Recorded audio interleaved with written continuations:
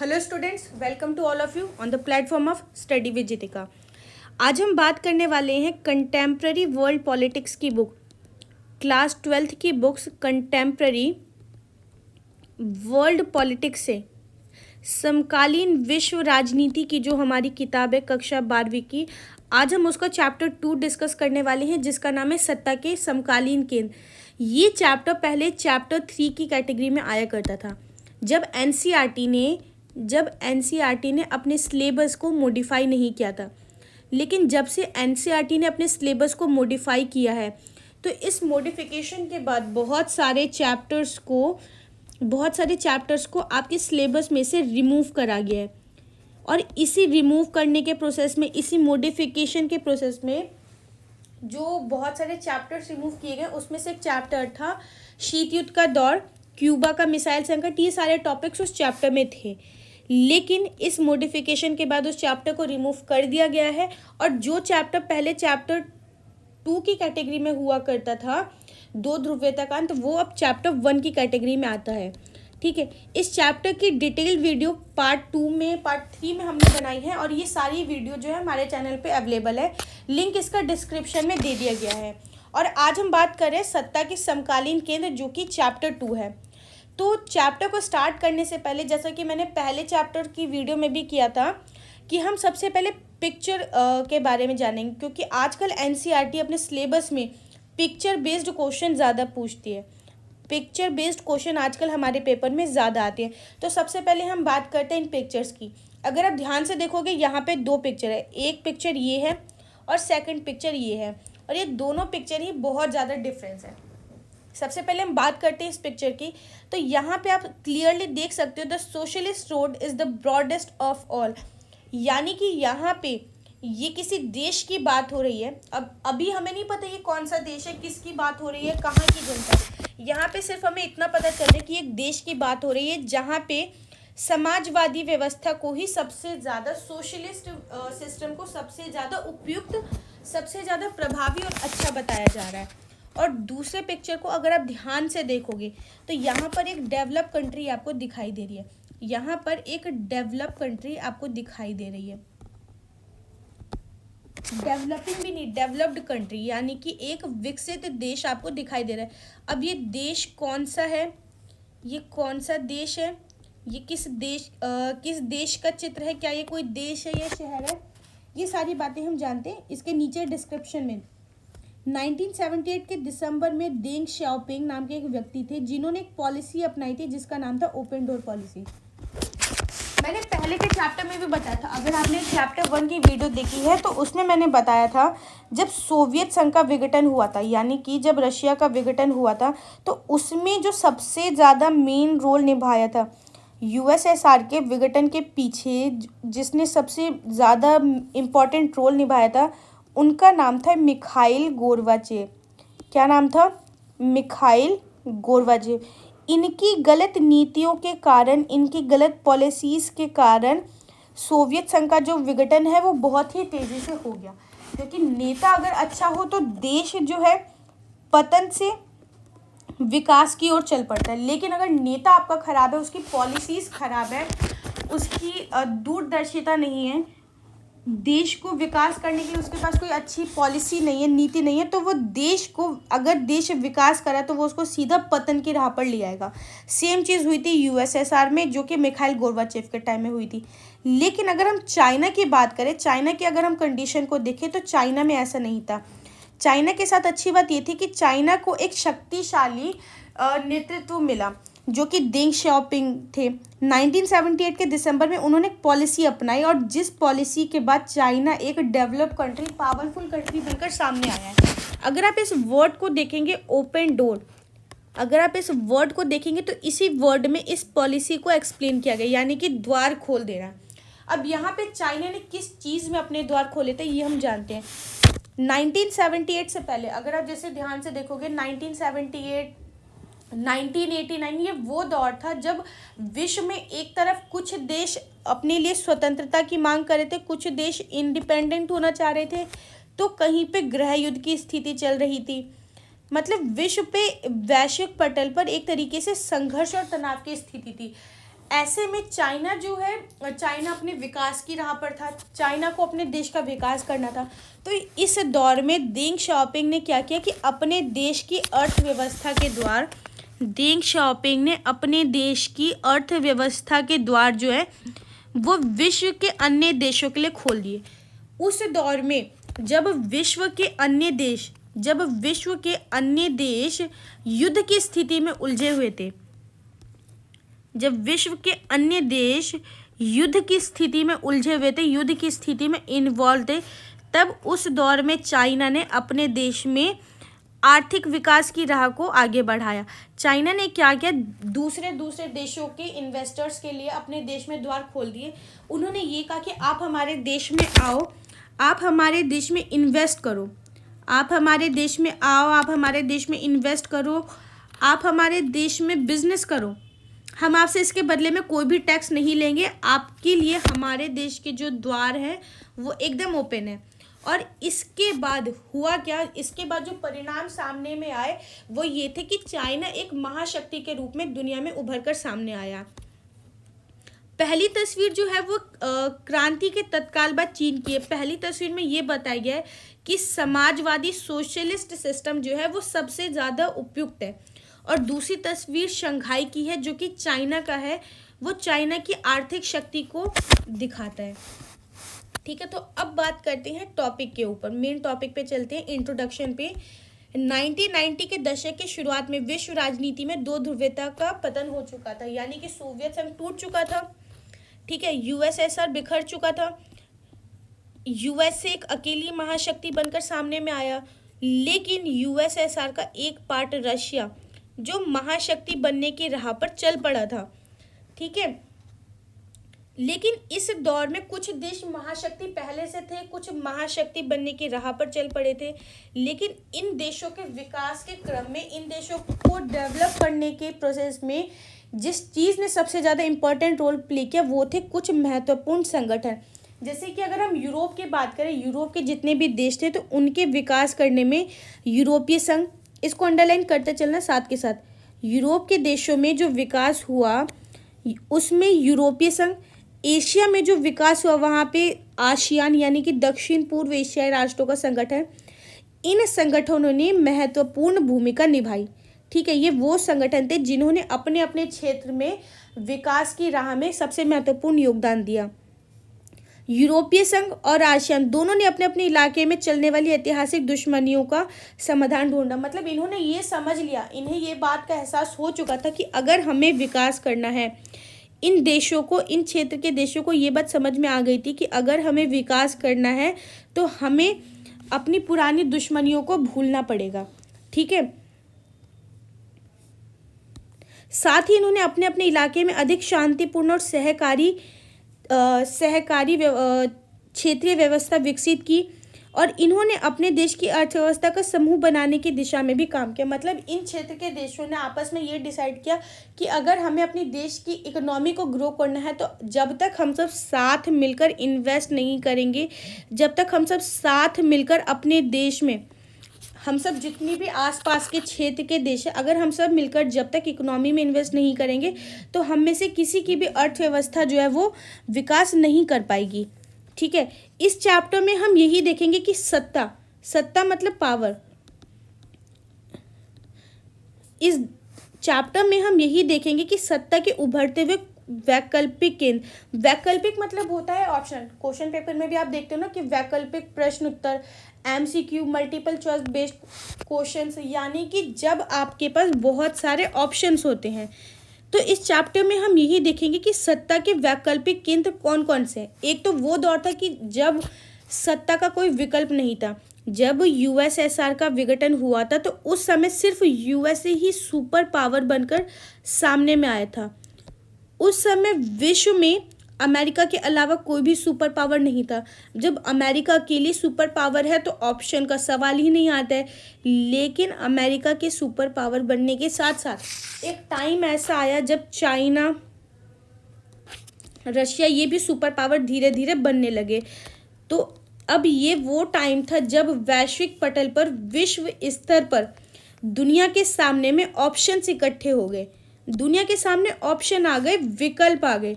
विकल्प ये कि हम अमेरिका को सुपर पावर माने, हम चाइना को सुपर पावर माने, या फिर हम रशिया को सुपर पावर माने। तो इस चैप्टर में हम यही देखेंगे कि एक्चुअल में सुपर पावर कौन है। क्या यूएसए एक्चुअल में सुपर पावर है, क्या चाइना है, क्या रशिया है। ठीक है, तो आइए शुरू करते हैं। सबसे पहले बात करते हैं यूरोपीय संघ की। सबसे पहले आप ये संघ शब्द का मतलब जान लो। संघ मतलब होता है एक तरीके से ग्रुप। संघ का मतलब होता है ग्रुप। अब अगर हम यूरोपीय संघ की बात करें तो यूरोपीय संघ से क्या तात्पर्य है। देखो, जब सेकंड वर्ल्ड वॉर खत्म हुआ था तब यूरोप के जितने भी नेता थे, यानी कि आप सपोज करो अगर ये एरिया यूरोप है, अगर ये एरिया यूरोप है तो इस कॉन्टिनेंट में बहुत सारे देश थे। ठीक है, अब यूरोप के जितने भी नेता थे उन सभी को ये चिंता सता रही थी कि यूरोप के जितने भी नेता थे उन सबको ये चिंता सता रही थी कि क्या यूरोप को अपनी पुरानी दुश्मनियों को भूल जाना चाहिए, क्योंकि अगर हम अपनी पुरानी दुश्मनियों को आगे रखते हैं, उसके साथ हम आगे बढ़ते हैं, तो हमारे क्षेत्र का विकास नहीं हो पाएगा। ठीक है, हम दुनिया में पिछड़ जाएंगे, हमारे अलावा अन्य सभी क्षेत्रों में विकास हो रहा है। तो यूरोप के नेताओं ने सोचा कि क्या हमें अपनी पुरानी दुश्मनियों को फिर से शुरू करना चाहिए या फिर इन सारी चीज़ों को भूल के आगे बढ़ना चाहिए। सेकेंड वर्ल्ड वॉर ने उन अनेक मान्यताओं और व्यवस्थाओं को ध्वस्त कर दिया जिसके आधार पर यूरोपीय देशों के आपसी संबंध थे। 1945 तक यूरोपीय देशों ने अपनी अर्थव्यवस्था की बर्बादी तो झेली, उन मान्यता और व्यवस्थाओं को ध्वस्त होते भी देखा जिन पर यूरोप खड़ा था। यानी कि रशिया का जब 1917 की क्रांति के बाद, 1917 की रूसी क्रांति के बाद जब सोवियत संघ का जन्म हुआ था, सोवियत संघ 1917 की रूसी क्रांति से तो प्रेरित था। जब इसका जन्म हुआ तो इन्होंने सोचा कि हम अपने देश में समाजवादी व्यवस्था लागू करेंगे। ठीक है, लेकिन एक टाइम ऐसा आया जब यही साम्यवादी व्यवस्था सोवियत संघ के विघटन का सबसे मेन कारण बनकर सामने आई। सेम वही चीज़ थी 1945 के बाद जब यूरोपीय संघ का निर्माण हुआ। यूरोप के देशों ने जो सोचकर अपने आप को एक संघ में, यूरोप के देशों ने जो चीज़ें सोचकर जिस उद्देश्य से अपने आप को एक संघ में गठित किया था, अपना एक संघ बनाया था, वो सारी चीज़ें, वो उद्देश्य उनके पूरे नहीं हो पाए। हुआ क्या था, 1945 के बाद यूरोप के देशों में मेल मिलाप को शीत युद्ध से भी मदद मिली। अमेरिका ने यूरोप की अर्थव्यवस्था के पुनर्गठन के लिए ज़बरदस्त मदद की। इसको आप अंडरलाइन करना, यहाँ से इंपॉर्टेंट क्वेश्चन बनने वाला है। 1945 के बाद यूरोप के देशों में मेल मिलाप को शीत युद्ध से मदद मिली। अमेरिका ने यूरोप की अर्थव्यवस्था के पुनर्गठन के लिए, यानी कि यूरोप की अर्थव्यवस्था जो शीत युद्ध के बाद पूरे तरीके से बिखर चुकी थी, उसके दोबारा से निर्माण के लिए, उसको दोबारा से खड़ा करने के लिए अमेरिका ने मदद की थी, और इसी मदद को मार्शल योजना के नाम से जाना जाता है। यहाँ से क्वेश्चन बन सकता है कि मार्शल योजना क्या थी, मार्शल योजना से क्या तात्पर्य है। अमेरिका ने यूरोप की अर्थव्यवस्था के विकास के लिए, उसके पुनरुद्धार के लिए जो पॉलिसी बनाई थी, उस पॉलिसी का नाम क्या है, मतलब किसी भी तरीके से ये क्वेश्चन पूछा जा सकता है। ठीक है, अमेरिका ने नाटो के तहत एक सामूहिक सुरक्षा व्यवस्था को जन्म दिया। अब नाटो वर्ड को सर्कल करो, ये नाटो वर्ड बहुत ही इंपॉर्टेंट है। अमेरिका ने नाटो के तहत एक सामूहिक सुरक्षा व्यवस्था को जन्म दिया। अब जहाँ पे भी ये सुरक्षा वर्ड आ रहा है ना, जहाँ पे भी ये सुरक्षा वर्ड आ रहा है, आप ये समझ जाओ ये सुरक्षा वर्ड जो है ये सेना या फिर ये आर्मी से रिलेटेड है, ये सेना या फिर आर्मी से रिलेटेड है। ठीक है, अमेरिका ने नाटो के तहत एक सामूहिक सुरक्षा व्यवस्था को जन्म दिया। मार्शल योजना के तहत 1948 में यूरोपीय आर्थिक सहयोग संगठन की स्थापना भी हुई। इन सारी चीज़ों को आपको अंडरलाइन करना है। यूरोपीय आर्थिक सहयोग संगठन, ठीक है, मार्शल योजना क्या थी, यूरोपीय आर्थिक सहयोग संगठन क्या था। तो मार्शल योजना वो पॉलिसी थी जो कि अमेरिका ने अपनाई थी यूरोप की मदद करने के लिए, यूरोप के देशों की अर्थव्यवस्था को दोबारा से खड़ा करने के लिए। ठीक है, नाटो क्या है, ये अमेरिका द्वारा बनाई गई एक तरीके से आर्मी है, ये हम आगे जानेंगे। एक है यूरोपीय आर्थिक सहयोग संगठन। मार्शल योजना के तहत एक और संगठन बनाया गया जिसका नाम था यूरोपीय आर्थिक सहयोग संगठन। यानी कि जहाँ पे भी आर्थिक वर्ड आ जाए हमें समझ जाना चाहिए कि वो पैसे से रिलेटेड है। जहाँ पे सुरक्षा वर्ड आ जाए हमें समझ जाना चाहिए वो आर्मी, सेना से रिलेटेड है। 1948 के बाद यूरोपीय आर्थिक सहयोग संगठन की स्थापना की गई जिसके माध्यम से यूरोप के देशों को आर्थिक मदद दी गई। यानी कि अमेरिका ने जो यूरोप के देशों की आर्थिक मदद करने के लिए जो पॉलिसी बनाई थी वो पॉलिसी थी मार्शल योजना। लेकिन उसे आर्थिक मदद देने के लिए जो संगठन बना था, उसे आर्थिक मदद देने के लिए जो संगठन बना था वो संगठन क्या था? यूरोपीय आर्थिक सहयोग संगठन। ये दोनों अलग अलग चीज़ें हैं, कंफ्यूज बिल्कुल भी नहीं होना। ठीक है, मैं दोबारा रिपीट कर दे रही हूँ। अमेरिका ने पहले ये डिसाइड कर लिया कि हमें यूरोप की मदद करनी है। ठीक है, अमेरिका ने डिसाइड कर लिया हमें यूरोप की मदद करनी है, तो उसने पहले पॉलिसी बनाई। ठीक है, अमेरिका ने पहले एक पॉलिसी बनाई और उस पॉलिसी को नाम दिया मार्शल योजना। अब अमेरिका ने सोचा कि हमने पॉलिसी तो बना ली, लेकिन अब उसको मदद देने के लिए एक संगठन भी तो होना चाहिए जहाँ से हम पैसे निकाल के उसको देंगे। तो उस संगठन का नाम दिया इन्होंने यूरोपीय आर्थिक सहयोग संगठन। यूरोपीय आर्थिक सहयोग संगठन। ठीक है, अब अगर आप ध्यान से देखोगे तो यहाँ पे आपको एक छोटा सा झंडा दिखाई दे रहा है। ये झंडा किसका है? तो ये यूरोप का झंडा है। यहाँ से क्वेश्चन भी आ सकता है क्योंकि पहले के पेपर में भी क्वेश्चन आया है। अगर आप काउंट करो तो 1 2 3 4 5 6 7 8 9 10 11 12, ये टोटल यहाँ पे 12 स्टार्स आपको दिए गए हैं। 1 2 3 4 5 6 7 8 9 10 11 12, ये इस झंडे में जितने भी ये 12 स्टार्स हैं आखिर किस चीज़ का प्रतीक है? सबसे पहले तो ये जान लो ये यूरोपीय संघ का झंडा है। ठीक है, लेकिन इस झंडे में जो 12 सितारे किस बात का प्रतीक है? तो ये सितारे जो है ये 12 की संख्या को वहाँ पारंपरिक रूप से पूर्णता, समग्रता और एकता का प्रतीक माना गया है। जैसे कि हमारा जो फ्लैग है, इंडियन फ्लैग जो है, वहाँ पे ऊपर में आपको ऑरेंज कलर, बीच में वाइट, नीचे लास्ट में ग्रीन। ठीक है, और बीच में जो होता है वो चक्र होता है। तो हर चीज़ का अपना मतलब है, हर रंग का अपना मतलब है कि ये किस बात का प्रतीक है। उसी तरीके से यूरोप के झंडे में जो 12 सितारे हैं वो किस बात का प्रतीक है? ये पूर्णता, समग्रता और एकता का यहाँ पर प्रतीक माना गया है। ठीक है, अब चलते हैं नेक्स्ट टॉपिक पे।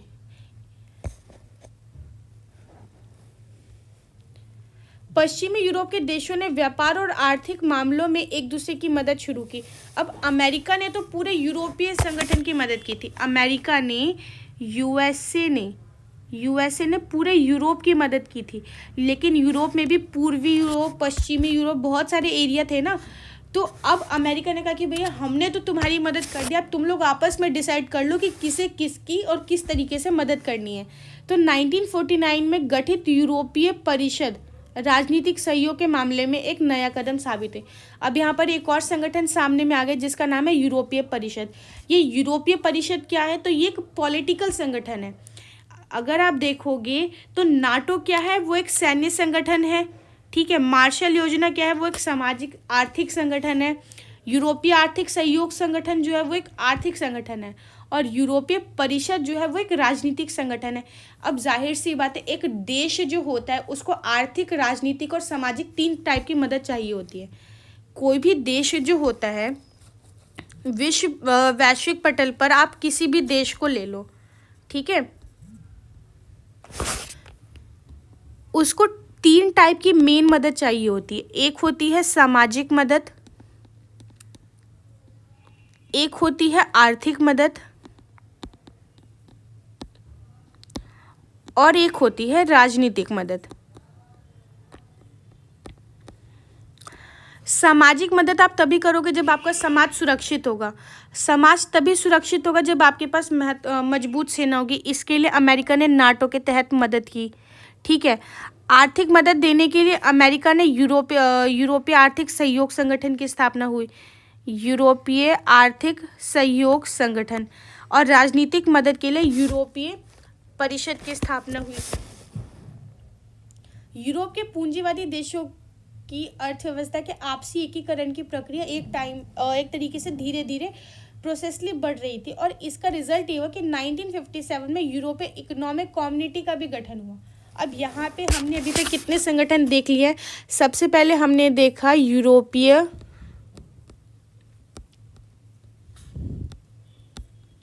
आर्थिक सहयोग संगठन, पहला हमने देखा यूरोपीय आर्थिक सहयोग संगठन। उसके बाद हमने देखा यूरोपीय राजनीतिक परिषद, यूरोपीय परिषद सॉरी। थर्ड संगठन हमने देखा यूरोपियन इकोनॉमी का, कौन सा देखा, यूरोपियन इकोनॉमी। ये ऐसे ऐसे बहुत सारे संगठन बनाए गए थे जिनकी मदद से यूरोप के सभी देशों के विकास में बहुत ज़्यादा सहायता मिली। यूरोपीय पार्लियामेंट का भी गठन, और इसके बाद इस प्रक्रिया ने राजनीतिक रूप ले लिया। यानी कि अब यूरोपीय संघ, यूरोप के जितने भी देश थे वो पूरे तरीके से अब स्टेबल हो गए थे, पूरे तरीके से अब स्टेबल हो गए थे। क्यों? क्योंकि उन्हें सामाजिक मदद पहले ही मिल चुकी थी, सैन्य मदद भी मिल चुकी थी, आर्थिक मदद भी मिल चुकी थी, राजनीतिक मदद भी मिल चुकी थी, और तो और अब यूरोपीय संघ ने अपना पार्लियामेंट भी बना लिया। सोवियत संघ के पतन के बाद इस प्रक्रिया में और तेजी है, क्योंकि 1992 में इस प्रक्रिया का जो रिजल्ट रहा यूरोपीय संघ की स्थापना के रूप में हुआ। सोवियत संघ का जब विघटन हुआ था तो इसके बहुत ही सारे परिणाम सामने में आए, केवल एक ही परिणाम सामने में नहीं आया। सोवियत संघ के विघटन के बाद, सोवियत संघ का विघटन तो 1989 में हुआ था, लेकिन 1989 में उसके विघटन के बाद बहुत सारे परिणाम सामने में आए, जैसे कि रशिया जो है एक पावरफुल देश बनकर विश्व के सामने में आया। ठीक है, दूसरा आप ले लो, यूरोपीय संघ की स्थापना हुई, यूरोपीय संघ की स्थापना हुई। ठीक है, बहुत सारे देश स्वतंत्र भी हुए। ठीक है, अमेरिका सुपर पावर बनकर सामने में आया, यूएसए सुपर पावर बनकर सामने में, और ये सारा कुछ किस लिए हुआ था? क्योंकि 1989 में सोवियत संघ का विघटन हो गया था। यूरोपीय संघ के रूप में समान विदेश और सुरक्षा नीति, आंतरिक मामले तथा न्याय से जुड़े मुद्दे पर सहयोग, एक समान मुद्दा चलाने के लिए अब रास्ता तैयार हो गया। सोवियत संघ, यूरोपीय संघ के निर्माण में, उसको स्टेबल करने में एक काफ़ी लंबे समय का वक्त लगा, लेकिन इस लंबे समय में बना यूरोपीय संघ आर्थिक सहयोग वाली व्यवस्था से बदलकर अब राजनीतिक रूप लेता जा रहा है। यानी कि एक टाइम ऐसा था जब उसको अपने देश के विकास के लिए मदद की ज़रूरत थी। ठीक है, लेकिन अब वो मदद के बेस पर इतना ज़्यादा स्टेबल हो गई कि अब वो एक पॉलिटिकल रूप ले चुका है। यूरोपीय संघ काफ़ी हद तक एक विशाल राष्ट्र की तरह काम करने लगा है। अब जाहिर सी बात है, यूरोपीय संघ में अपना खुद का पार्लियामेंट बन गया है।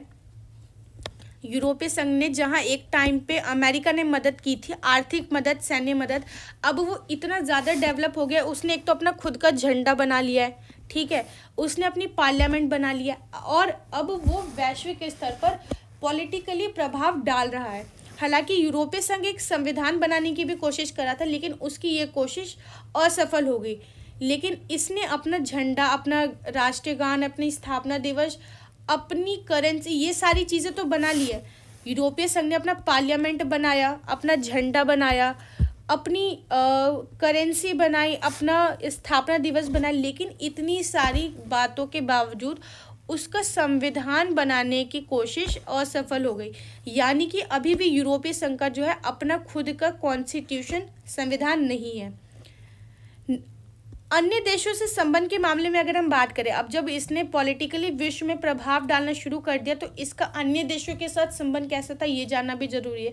तो अन्य देशों से संबंध के मामले में इसने काफ़ी हद तक अपनी विदेश नीति को, सुरक्षा नीति भी बनाई है, और इसने नए सदस्यों को शामिल करते हुए यूरोपीय संघ ने सहयोग के दायरे में विस्तार भी किया है। नए सदस्य मुख्यतः भूतपूर्व सोवियत खेमे थे। अब यूरोपीय संघ, जाहिर सी बात है, कोई भी देश तभी पावरफुल बन पाता है जब उसका क्षेत्र, जब उसका एरिया बहुत ही ज़्यादा फैला हो, बहुत ज़्यादा विकसित हो, उसके पास सपोर्ट हो। कोई भी देश पावरफुल बनता है तो उसके पीछे जो है एक सपोर्ट सिस्टम बहुत ही काम करता है, उसके पास तगड़ा सपोर्ट होना चाहिए, उस देश की सीमा एरिया काफ़ी ज़्यादा विकसित होनी चाहिए।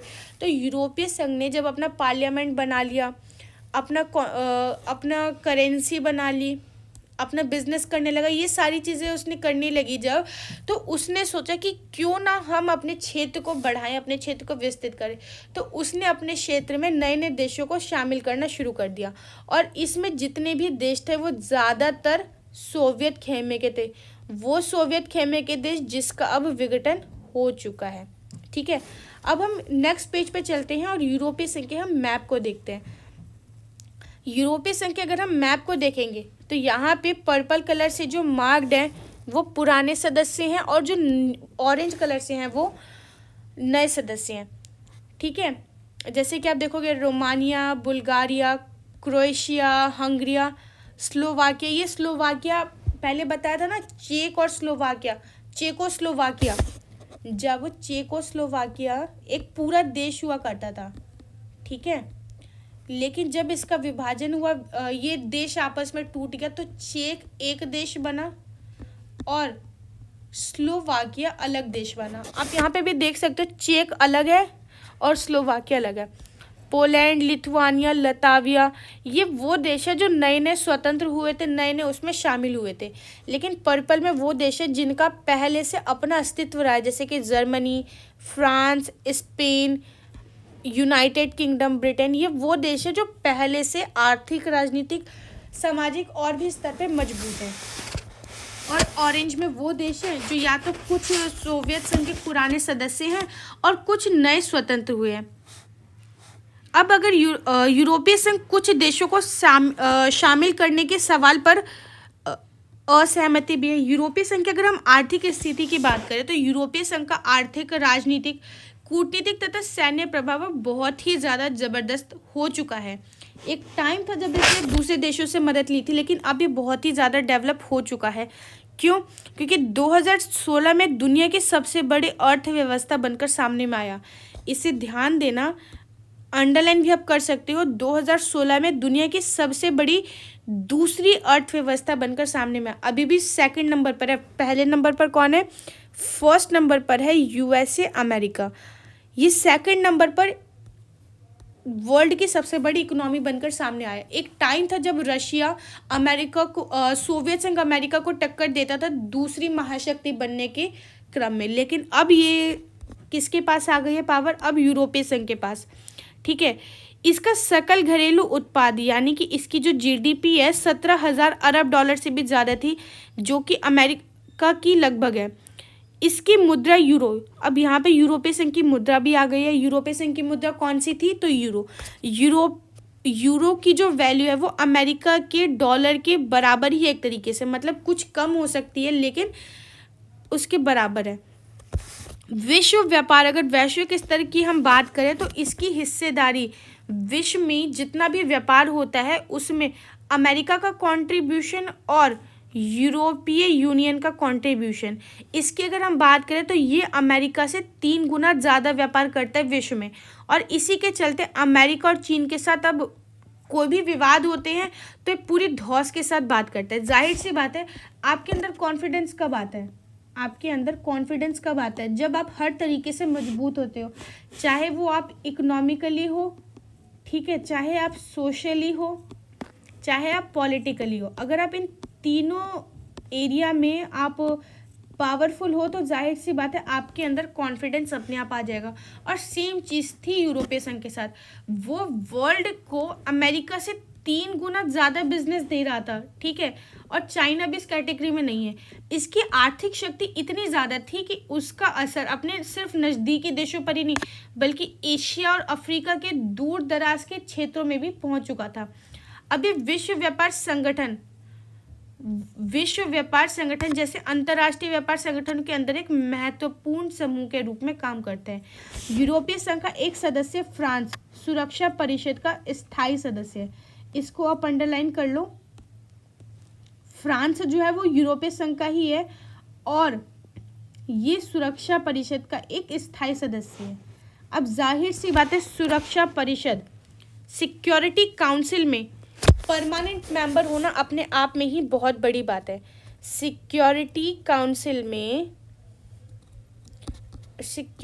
काउंसिल यानी कि सुरक्षा परिषद में किसी भी एक देश का, आपकी महाद्वीप के, आपके क्षेत्र के किसी भी एक देश को अगर परमानेंट स्थान मिल जाता है तो ये बहुत बड़ी बात होती है। और सेम चीज़ थे यूरोपीय संघ के साथ, उसके मेंबर फ्रांस को सुरक्षा परिषद में एक स्थायी सदस्यता भी मिल गई थी। ठीक है, तो ये बहुत सारे बातें थी जिसने यूरोपीय संघ को एक आर्थिक शक्ति बनने में बहुत ही महत्वपूर्ण भूमिका निभाई। यूरोपीय संघ के कई और देश सुरक्षा परिषद के अस्थायी सदस्यों में शामिल है। इसके चलते यूरोपीय संघ अमेरिका समेत सभी मुल्कों की नीतियों को प्रभावित भी करता है। अब जब आपके हाथ में पावर होती है, इस चैप्टर में हम यही तो पढ़ रहे हैं कि किस तरीके से पावर पहले दो हिस्से में बटी थी, एक तरफ यूएसएसआर और एक तरफ यूएसए। लेकिन जब से ये वाला एरिया हट गया है तो उसके बाद से केवल ये महाशक्ति बनकर सामने में आई है। लेकिन इसने जिस संगठन की मदद की थी अब वो इतना ज़्यादा पावरफुल हो गया है कि अब वो अमेरिका को ही टक्कर दे रहा है। ठीक है, तो मतलब अगर आप ध्यान से देखोगे तो इतने लंबे समय से पावर जो है वो किसी भी एक देश के हाथों में किसी भी पर्टिकुलर के हाथ में लंबे समय तक नहीं रही है।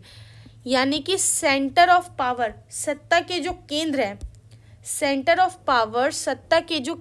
हैं वो टाइम टू टाइम चेंज होते रहे हैं।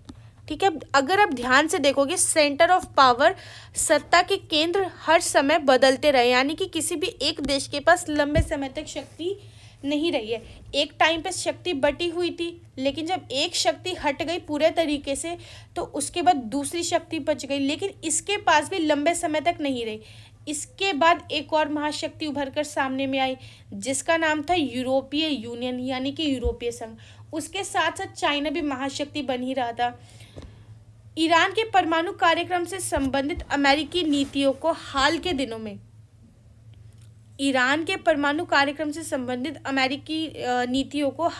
दिनों में प्रभावित करना इसका एक महत्वपूर्ण उदाहरण है। चीन के साथ मानवाधिकारों के उल्लंघन और पर्यावरण विनाश के मामलों पर धमकी या सैनिक शक्ति का उपयोग करने की जगह कूटनीति, आर्थिक निवेश और बातचीत की इसकी नीति ज़्यादा प्रभावी हुई है। यानी कि एक वो दौर था जब अमेरिका ने इसकी मदद की थी, आर्थिक मदद, लेकिन अब ये अमेरिका को ही सलाह मशवरा कर रहा है, अमेरिका की ही मदद कर रहा है। यानी कि अपनी बातें कॉन्फिडेंटली वैश्विक स्तर पर ये रख रहा है। सैनिक ताकत की अगर हम बात करें तो एक टाइम पे अमेरिका ने नाटो के माध्यम से इसकी सैन्य सहायता की थी, लेकिन अब सैनिक ताकत के हिसाब से यूरोपीय संघ के पास दुनिया की दूसरी सबसे बड़ी सेना है। यहाँ पे अंडरलाइन करना है, दूसरी सेना है, पहली सेना अभी भी नहीं है। ठीक है, इसका कुल रक्षा बजट अमेरिका के बाद सबसे अधिक है। यूरोपीय संघ के देश फ्रांस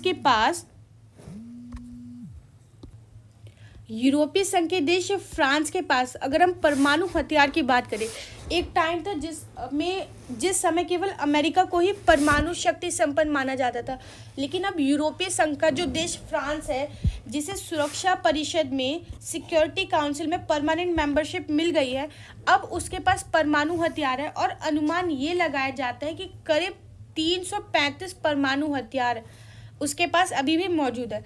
अंतरिक्ष विज्ञान, संचार प्रौद्योगिकी के मामले में यूरोपीय संघ का दूसरा स्थान है।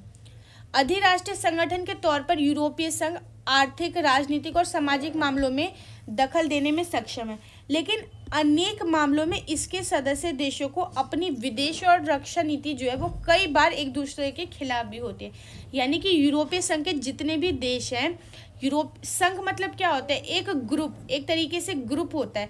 ठीक है, बहुत सारे देशों का समूह। तो यूरोपीय संघ भले कितना भी विकास कर ले, भले उसके देश को परमानेंट मेंबरशिप मिल जाए सुरक्षा परिषद में, सिक्योरिटी काउंसिल में, लेकिन उसके जो बहुत सारे देश हैं वो अभी भी एक दूसरे के खिलाफ नीति उनकी होती है। और यही कारण है इराक पर अमेरिकी हमले में, जब इराक पर अमेरिका ने हमला किया था तो ब्रिटेन के प्रधानमंत्री उस टाइम जो थे टोनी ब्लेयर, जिस दौर में इराक पर अमेरिका ने हमला किया था तो उस टाइम पे ब्रिटेन के प्रधानमंत्री थे जिसका नाम था टोनी ब्लेयर। उनके साथ थे, लेकिन जर्मनी और फ्रांस इसके खिलाफ थे। यूरोपीय संघ के नए सदस्य देश भी अमेरिकी गठबंधन में शामिल थे। यूरोपीय संघ के जितने भी नए देश थे जो सोवियत संघ के स्वतंत्र हुए थे और यूरोपीय संघ में शामिल हुए थे, वो सभी अमेरिका के ग्रुप में थे और बाकी के जितने भी थे वो इराक के फेवर में थे। यूरोप के कुछ हिस्सों में यूरो को लागू करने के कार्यक्रम को लेकर काफ़ी नाराजगी है, यानी कि यूरोपीय संघ के कुछ हिस्से में यूरो को लागू करने का विरोध हो रहा था, तो कुछ हिस्सों में यूरो को लागू करने का समर्थन हो रहा था। और यही कारण है कि ब्रिटेन की पूर्व प्रधानमंत्री मार्गरेट थैचर ने ब्रिटेन को यूरोपीय बाजार से अलग रखा, क्योंकि उन्होंने ये नोटिस कर लिया था, मार्गरेट थैचर ने ये चीज़ नोटिस कर ली थी कि यहाँ पे यूरोपीय संघ की करेंसी अभी खुद स्टेबल नहीं है, भले ही कितनी ज़्यादा डेवलप हो जाए, खुद ही अभी स्टेबल नहीं है, तो इनके साथ अभी बिजनेस करने में रिस्क हो सकता है। इसलिए उन्होंने अपने देश को यूरोपीय बाजार से यानी यूरोप के साथ व्यापार करने से थोड़ा अलग रखा। डेनमार्क और स्वीडन ने मास्ट्रिक्ट संधि और साझी यूरोपीय मुद्रा यूरो को मानने का प्रतिरोध भी किया। इससे विदेशी और रक्षा मामलों में काम करने की यूरोपीय संघ की क्षमता सीमित होती है। यूरोपीय संघ कितना भी ज़्यादा विकास कर ले, चाहे वो आर्थिक विकास कर ले, राजनीतिक विकास कर ले, सामाजिक विकास कर ले, अपनी परमाणु मिसाइलें वो बना ले, लेकिन अभी भी यूरोपीय संघ के पास अपना खुद का संविधान नहीं है। भले यूरोपीय संघ अपने देश की आर्थिक क्षमता विकसित कर ले, सैन्य क्षमता विकसित कर ले, अपने देश का वो एक अलग झंडा भी बना ले, लेकिन उसके पास अभी भी अपना खुद का संविधान नहीं है। उसकी ये कोशिश असफल रही है। उस दौर में सबसे पावरफुल माने जा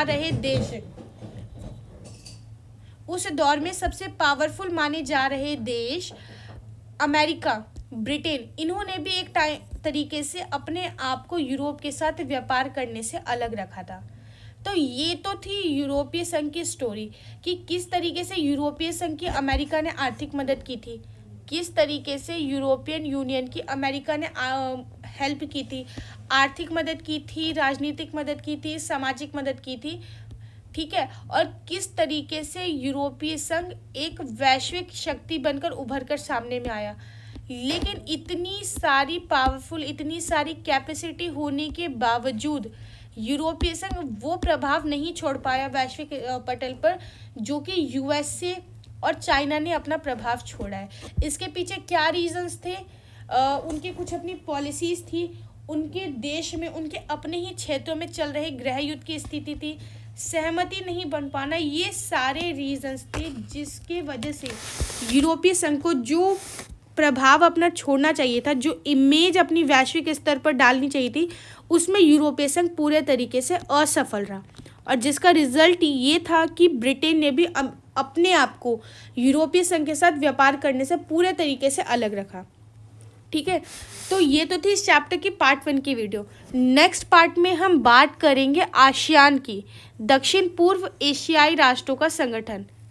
नेक्स्ट पार्ट में हम बात करेंगे आसियान की, दक्षिण पूर्व एशियाई राष्ट्रों का संगठन, कि आसियान क्या है, इसमें कौन कौन से ग्रुप्स शामिल हैं। ठीक है, तो अगर आपने यहाँ तक वीडियो देखी है और आपको ये वीडियो समझ में आई है तो वीडियो को लाइक करें और चैनल को सब्सक्राइब करें। धन्यवाद।